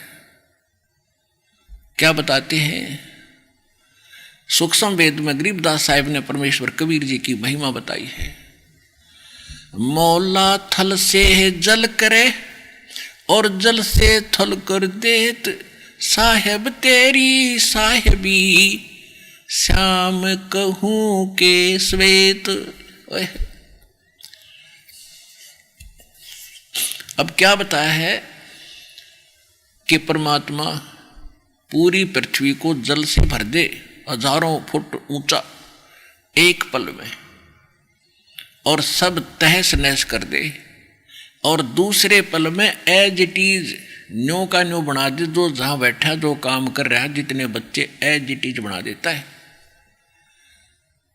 तो कहते हैं परमात्मा तने भला कहूं या बुरा कहूं। एक भक्त था, अपने आत्माओं परमात्मा प्रत्येक युग में आते हैं और अच्छी आत्माओं को मिलते हैं, उनका विधान आपको वेदों से प्रमाणित भी दास ने कर दिया। तो हम क्या करते हैं, हम पूरा ज्ञान ना समझ के फिर नाम नूम लेकर फिर अपनी धुन से लगे रहते हैं, तो वो भी हमारी कमजोरी होती है। क्योंकि जैसे एक ग्राउंड है खेलने का, बच्चे जिसमें मैच खेलते हैं और उसकी कुछ मर्यादा बना रखी है कि इससे बाहर नहीं जाना चाहिए आपने। उसे बाहर जाते तो हम फाउल ही खेल रहे हैं, चाहे कितने किलोमीटर तुम कबड्डी कबड्डी करते अंडे जाओ, वहां लाभ आपको मिलेगा नहीं। वो तो उसी में करना जो कुछ करना आपने, तो मर्यादा के अंदर रहना चाहिए। फिर भी परमात्मा ने ये भक्ति बनाए रखने के लिए साधु अपने भक्त प्रत्येक युग में ये मंत्र दिए प्रथम, और उनकी उन्होंने डट के भक्ति करी, क्योंकि वो श्रद्धालु और उसी के लिए निकले थे घर से, तो उन्होंने खूब भक्ति की, उनसे सिद्धियां भी साथ इसमें पैरेलल आ जाती हैं। कबीर सूक्ष्म वेद में लिखा है कि शब्द महल में सिद्धि 24 और हंस बिछोड़े विश्व बीसा। हमारे इस मंत्र के अंदर 24 सिद्धियां आ जाएंगी, और यहाँ के भगत और संत तो एक आधी सिद्धि प्राप्त करके हल्दी की गांठ प्राप्त करके पंसारी बन जाते हैं। तो ये सिद्धि आपको बर्बाद कर देंगी, इन सिद्धियों की आवश्यकता नहीं है। एक समय एक सिद्ध पुरुष के 2 शिष्य थे, और उसने बता रखा था कि तुम ऐसी साधना करो, ऐसी साधना करने से तुम्हें सिद्धियां प्राप्त होंगी और जगत में तुम्हारी महिमा हो जाएगी। और जब घर से निकलने के बाद साधु संत जो बन रहे हैं नकली, इन रोटी का रोला गणा रहे कि तुम्हें टूक मिलता रहेगा, उस सिद्ध लास्ट में यही फाइनल कर लेते हैं, उस सिद्ध की मृत्यु होगी। और वो 2 चेले थे तो कई जने, 2 मित्र थे उनमें से, आपस में आश्रम में रहते थे। उनकी मृत्यु के बाद वो जंगलों में चले गए अलग अलग दिशा को, कि वे गुरु जी ने जो साधना बताई है डट कर भक्ति करेंगे और सिद्धियां प्राप्त करेंगे। तो उनमें से एक भगत को परमात्मा कबीर जी का सत्संग सुनने को मिल गया, जो श्रद्धालु था, उस सिद्ध का शिष्य था। और परमात्मा ने फिर बात बताई, भाई ये सिद्धि तो ऐसी है, सारा जीवन तो इन मंत्रों को जाप करके सिद्धियां प्राप्त करते हैं, फिर ये सिद्धि कुछ दिनों के बाद समाप्त हो जाती है। दुनिया में प्रभुता तो अवश्य बन जाती है, लेकिन आपका जीवन नाश हो जाता है। जैसे आप देखते हो वर्षा के मौसम में चींटियां होती, पंखों वाली कीड़ी निकलाती हैं, और वो पहले भी वहाँ जो आम चींटियों में वो भगवान बनी बैठी थी, क्योंकि वो तो पंख वाली थी, आकाश में उड़ जाती थी। आम चींटी तेनों समझती है तो भगवान से मिलकर आती होंगी, जब पता नहीं कहाँ उड़कर चली जाती हैं। वर्षा के मौसम में जब वो चींटियां बाहर निकलती हैं, गर्मी महसूस होती है अंदर, तो बाहर वो क्या देखते हैं, दीपक या कोई लैंप, बल्ब, ट्यूब, उसके चारों तरफ टक्कर मारती रहती हैं, टक्कर मारती रहती हैं। और कुछ देर घंटे के बाद उनकी वो सारी पंख टूट जाती हैं, और फिर वो जमीन पर गिरकर रेंग रही होती हैं आम कीड़ी की तरह। यानी वो पंख टूटने के बाद वो चींटी की चींटी हैं, पहले भी चींटी ही थी, उनका भ्रम हो गया था, आकाश में उड़कर पता नहीं के पा लिया। ऐसे ही ये सिद्ध पुरुष है जो सिद्धियां प्राप्त कर लेते हैं, तो आम जनसाधारण से ऐसा लगता है तो वह भगवान से मिलाए होंगे। एक सिद्धि आकाश से उड़ जाई, एक सिद्धि जल पैर न लाई, एक सिद्धि कुछ खाव न पीवे, एक सिद्धि जो भूत दुख जीवे, एक सिद्धि तन हंस नहीं आ रहा। एक सिद्धि ऐसी होती है शरीर को छोड़कर ये प्राणी निकल जाता है, पता नहीं कहाँ कहाँ घूम कर फिर वापस आ जाता है। एक सिद्धि ऐसी होती है जल के ऊपर ऐसे चलते हैं जैसे थल पर चलते हैं। तो उस भगत का यह बात समझ में आ गई कि यह तो बात बिगड़ गई भाई, बहुत गलत हो गया, मैं तो सिद्धि के लिए अब धक्के खा रहा हूं। तो उस परमात्मा जब आए हुए थे कबीर जी, पता नहीं किस रूप में आ जाते हैं साधु, और फिर भक्तों को दीक्षा देते हैं, उनको चार्ज कर जाते हैं। तो उस भगत का वह बात समझ में आ गई, और वो परमात्मा उनको, उसकी लगन देखकर उस भक्त ने, परमात्मा जब आए थे परमेश्वर, उस बच्चे की लगन देखकर, क्योंकि घर से निकला था, पहले सिद्ध का चेला हुआ, वहां डट कर भक्ति करी, फिर वहां जाकर भगवान की यथार्थ ज्ञान मिला, उस गुरु, परमात्मा गुरु रूप में बैठे थे, उस गुरु के प्रति बड़ी लगन श्रद्धा से उसने समर्पित भाव से भक्ति की।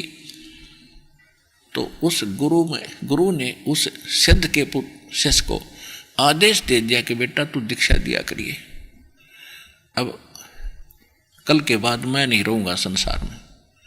तो परमात्मा अंतर्ध्यान हो गए, अब वो अपना जैसे भी गुरुजी ने बताया था वो मंत्र देने लगा और वो भक्ति करने लगा। एक दिन कोई समागम था इनका, वहां पर ये सभी साधु संत इकट्ठे हो गए।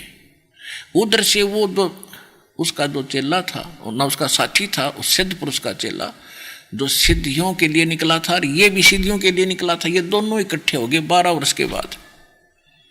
12 वर्ष के बाद जब दोनों मिले, कुशल मंगल पूछी, फिर पूछा भी आपने क्या पाया, आपने क्या प्राप्ति हुई।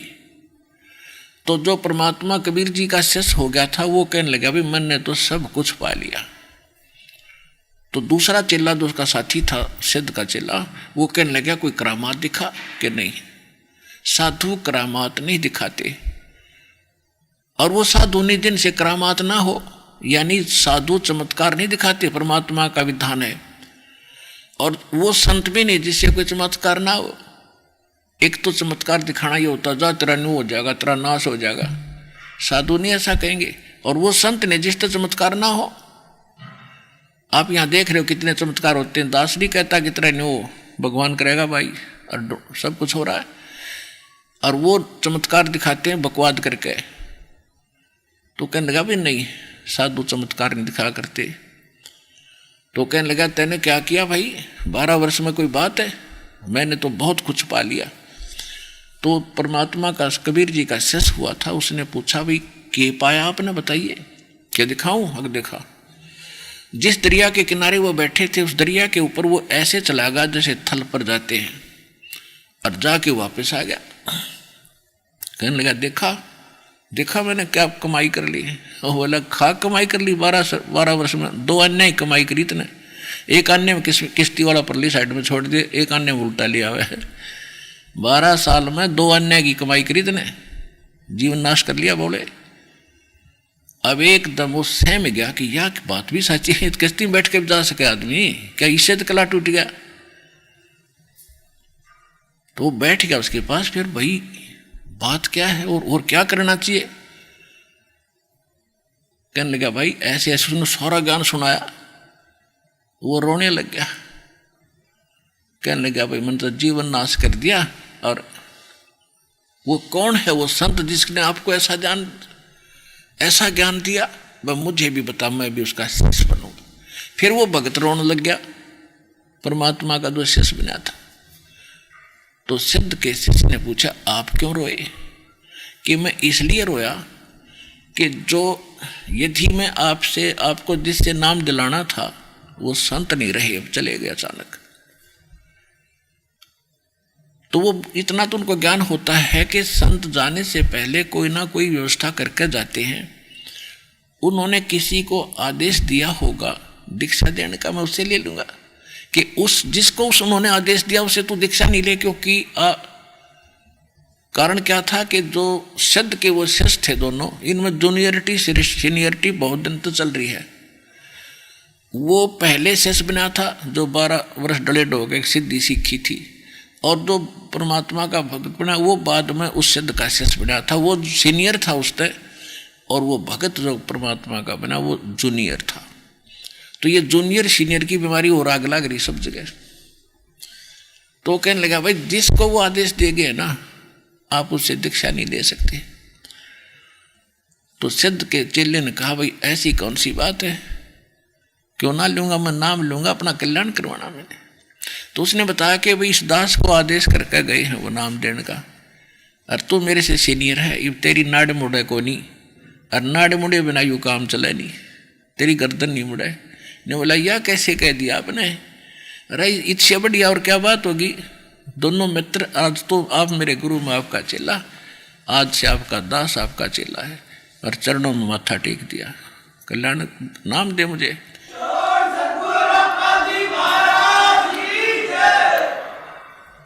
तो पुण्यात्माओं कहते हैं वक्त पर है सौदा करे, और भाड़ में जाओ वो नकली ज्ञान है। तो ये साधु संतों के लक्षण होते हैं, और ऐसे ये भक्ति मार्ग अपना प्रफुल्लित होगा। इस प्रकार हमने इस मार्ग को आगे बढ़ाना है। अपनात्मा हमने अभी तक लोकवेद सुने हुए थे,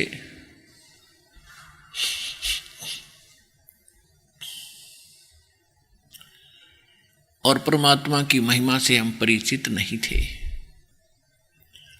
जिस कारण से हम भक्ति ना प्राप्त कर सके ना कर सके। जब तक हमें सारा ज्ञान होगा इन ऑल रेस्पेक्ट, तभी हम भक्ति कर पाएंगे।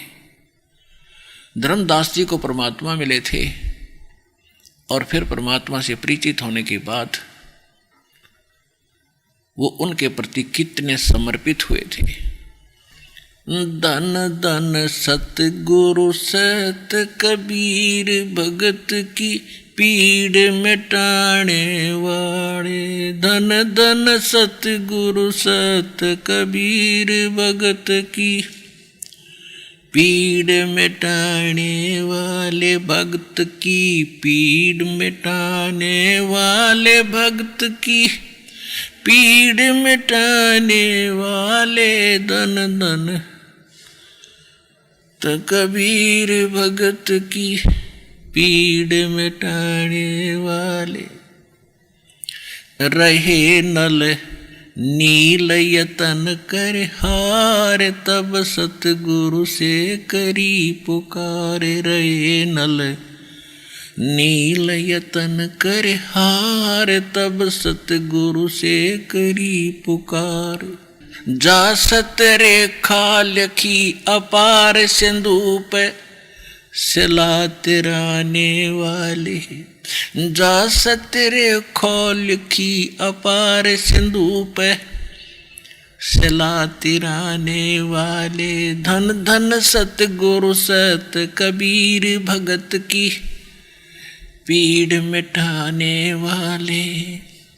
सर्प ने डसी जब जा इंद्रमती, रही उकुलाए आपने तुरंत करी सहाय। बैरूली मंत्र सुनाने वाले, आपने तुरंत करी सहाय। बैरूली मंत्र सुनाने वाले। धन धन सतगुरु सत कबीर भगत की पीड़ मिटाने वाले। धन धन सतगुरु सत कबीर भगत की पीड़ मिटाने वाले।